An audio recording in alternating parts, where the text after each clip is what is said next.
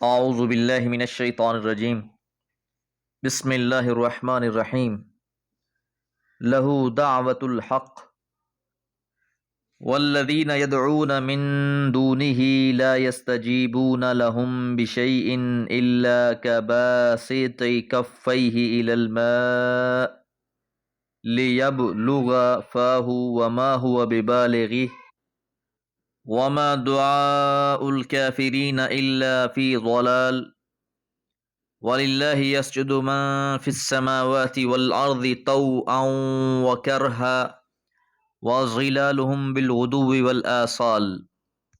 سورہ رعد آیات 14 اور 15۔ لہو اسی کے لیے، دعوت الحق حقیقی پکار۔ حقیقی پکارنا تو صرف اسی کو پکارنا ہے۔ پکار وہی کام کی ہے جس کا کوئی نتیجہ نکلے، نتیجہ خیز بھی ہو، نفع کا باعث بھی ہو، موجب خیر و برکت۔ پکارنا تو صرف اللہ ہی کو پکارنا ہے، اس لیے تمام اختیار اور اقتدار اور تمام زور و اثر تنہا اسی کے اختیار میں ہے۔ جو لوگ اللہ کے سوا دوسرے معبودوں سے آسرا لگائے بیٹھے ہیں، یہاں تک کہ ان کے بل پر وہ خود اللہ کو چیلنج کر رہے ہیں، اس لیے فرمایا والذین، اور جو لوگ یدعون پکارتے ہیں، من دونہ اس کے سوا، یعنی اللہ کے سوا کسی اور کو پکارتے ہیں، لا یستجیبون لہم، وہ جواب نہیں دیں گے انہیں، جو وہ طلب کر رہے ہیں وہ انہیں عطا نہیں کر سکتے، بشیء کچھ بھی، الا مگر کباسط کفیہ اس شخص کی مانند کہ جس نے اپنے دونوں ہاتھوں کو پھیلا رکھا ہو، الی الماء پانی کی طرف، لیبلغ تاکہ پہنچ جائے، فاہ اس کے منہ کو، وما ہوا حالانکہ نہیں ہے وہ پانی، ببالغہ اس تک پہنچنے والا۔ تو پہلے آیت مبارکہ کے حصے میں بیان کر دیا گیا کہ حقیقی پکارنا تو اللہ ہی کو پکارنا ہے۔ اگر کوئی انسان اللہ کو چھوڑ کر کسی اور کو پکار رہا ہو تو یہ ایسا ہی ہے کہ کوئی انسان پانی کو دور سے دیکھ کر اپنے دونوں ہاتھوں کو اس کی طرف پھیلا دے اور یہ تمنا کرے کہ یہ پانی اس کے منہ تک پہنچ جائے، تو اس کیفیت میں تو پانی کبھی بھی اس کے منہ تک پہنچنے والا نہیں ہے۔ ان کی محرومی اور نامرادی کی مثال ایک ایسے پیاسے سے دی ہے جو پیاس کی بے قراری میں اپنے دونوں ہاتھ ایسے پانی کی طرف بڑھائے جو اس کی پہنچ سے باہر ہو۔ جس طرح وہ پیاس سے تڑپتا اور پانی سے محروم رہتا ہے، اسی طرح یہ اپنی محرومی پر اپنے سر پیٹیں گے کہ دنیا میں بھی یہ جو آس امید لگائے بیٹھے ہیں یہ بھی پوری نہیں ہونی، اور روز قیامت میں بھی سوائے افسوس اور ندامت کے انہیں کچھ حاصل نہیں ہوگا، کیونکہ جنہیں یہ پکار رہے ہیں روز قیامت تو وہ سب ان سے برات کا اظہار کر دیں گے۔ وما دعاء الکافرین، اور نہیں ہے کافروں کی فریاد، الا فی ضلال مگر بھٹکی ہوئی، ایسی پکار جو صدائے صحرا کہلائے گی جس کو کوئی سننے والا نہیں ہے۔ آیت 15 میں اسی موضوع کو ایک نئے انداز سے بیان کیا گیا ہے۔ وَلِلَّهِ، اور اللہ ہی کے لیے، یسجد سجدہ کرتا ہے، من فی السماوات جو بھی ہیں آسمانوں میں، والارض اور جو زمین میں ہیں، کہ اللہ کی ساری مخلوقات اللہ کی رضا چاہنے کے لیے اللہ کو سجدے کرتی ہے۔ کچھ مطلوب ہوتا ہے تو اللہ ہی سے مانگ لیتے ہیں۔ اب کوئی نادان انسان اللہ کو چھوڑ کر اس کی بنائی ہوئی مخلوقوں سے مانگنا شروع کر دے تو یہ ایسا ہی ہے جیسا کسی بے بس اور بے اختیار انسان سے کوئی ایسی چیز کا مطالبہ کر لیا جائے، مانگ لیا جائے جو اس کے اختیار میں ہی نہیں ہے۔ طوعا وکرہن، چاہتے ہوئے بھی اور نہ چاہتے ہوئے بھی ہر چیز اللہ کی بندگی کر رہی ہے۔ وظلالہم، اور ان کے سائے بھی، بالغدو والآصال، صبح کے وقت بھی اور شام کے وقت بھی۔ تو مطلب یہ ہے کہ ہر چیز اپنے اصل وجود میں اللہ ہی کی مطیع اور فرما بردار ہے۔ یہاں یہ شہادت ملتی ہے کہ ہمارا وجود اپنی فطرت سے اللہ ہی کا مطیع ہے۔ اگر ہم اللہ سے اکڑتے ہیں تو یہ حالت در حقیقت ہماری اپنی اصل جبلت سے بغاوت ہے۔ اس حقیقت کو اس مثال سے واضح فرمایا ہے کہ دیکھ لو، ہر چیز کا سایہ صبح و شام اللہ کے آگے بچھا رہتا ہے، وہ رات بھر وہ اپنے اس تکوینی سجدے سے سر نہیں اٹھاتا۔ صبح کو وہ آہستہ آہستہ سر اٹھاتا ہے اور پھر سورج کے زوال کے ساتھ ہی اس پر رکوع اور سجود کی وہی حالت طاری ہونا شروع ہو جاتی ہے۔ تو ساری مخلوقات کا اصل یہ ہے کہ وہ اپنے خالق حقیقی اللہ تعالیٰ کو پکارے، اسی سے امیدیں لگائے، اور وہی ہے اکیلا و یکتا جو ان کی پکار کو سننے والا ہے۔ اللہ تعالیٰ سے دعا ہے اللہ تعالیٰ اپنی ذات سے ہی امیدیں لگانے والا بنائے۔ وما علیہ الا البلاغ۔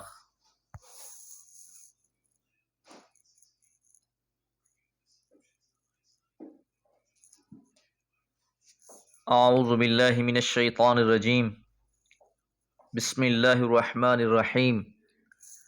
قل من رب السماوات والارض قل اللہ قل افاتخذتم من دونه اولیاء لا يملكون لانفسهم نفعا ولا ضرا قل هل يستوي الاعمى والبصير ام هل تستوي الظلمات والنور ام جعلوا لله شركاء خلقوا كخلقه فتشابه الخلق عليهم قل اللہ خالق کل شیء وہو الواحد القہار۔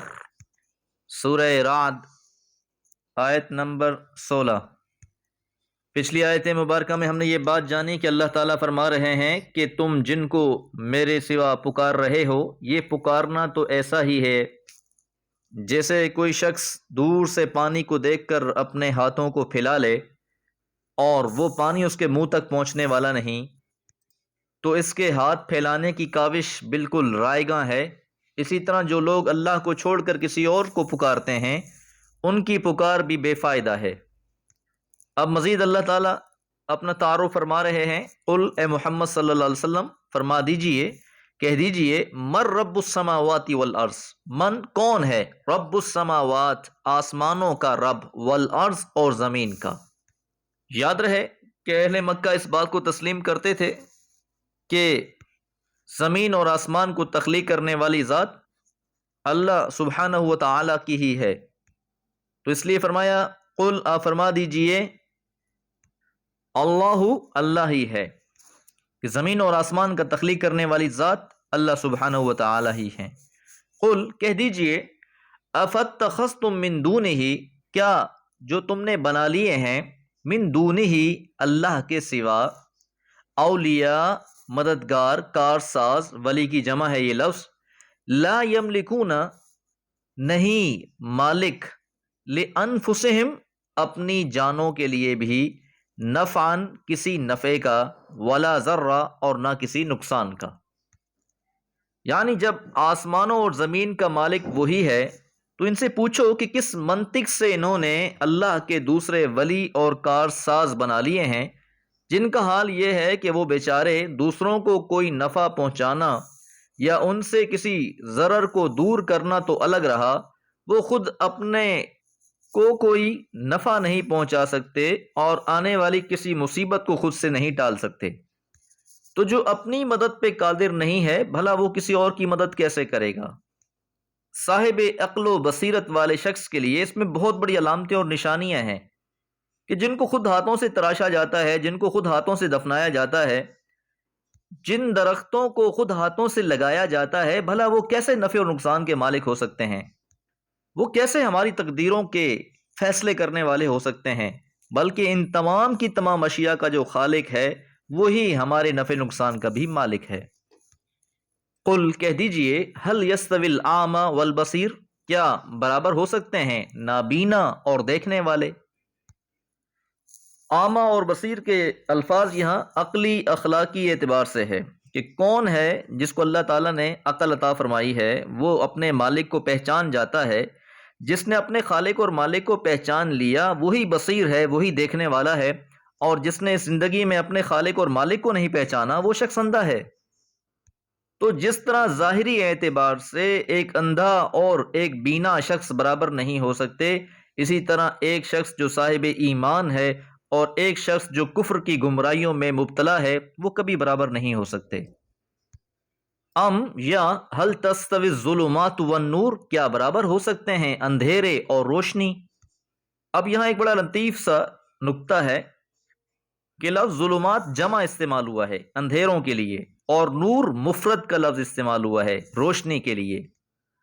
عقلی اور اخلاقی مفاسد کے ظہور میں آنے کے لیے، گمراہی کے راستے پر چلنے کے لیے اندھیرے تو بہت سے ہیں، لیکن صراط مستقیم پر چلنے والی روشنی نور ایک ہی ہے، ایک ہی راستہ صراط مستقیم ہے۔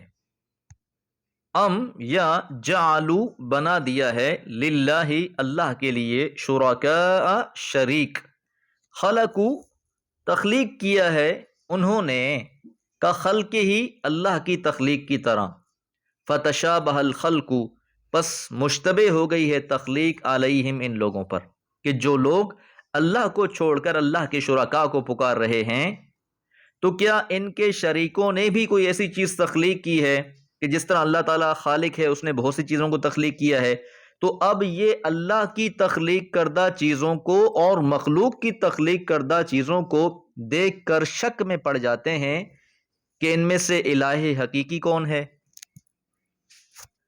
تو یہ خود بھی اس بات پر گواہ ہیں کہ جن کو یہ پکار رہے ہیں، جن کو یہ پوج رہے ہیں، انہوں نے کچھ بھی تخلیق نہیں کیا۔ قل اللہ، تو کہہ دیجئے کہ اللہ ہی ہے، خالق کل شیء، ہر چیز کو تخلیق کرنے والا۔ تو مطلب یہ ہے کہ خالق تو ہر شے کا اللہ ہی ہے، اور اس حقیقت سے تمہیں بھی انکار نہیں ہے، تو پھر اللہ کی خلق میں تم نے دوسروں کو کس دلیل سے شریک بنا رکھا ہے؟ وَهُوَ الْوَاحِدُ الْقَهَّارُ، وہ اکیلا ہے اور غالب ہے۔ لفظ قہار کا صحیح مفہوم سب کو اپنے کنٹرول میں رکھنے والا ہے، تو مطلب یہ ہوا کہ خالق بھی وہی ہے اور سب کو اپنے کنٹرول میں رکھنے پر قادر بھی، تو ضرورت کیا ہے جس کی بنا پر دوسروں کو شریک بنا لیا جائے اللہ تعالیٰ کا؟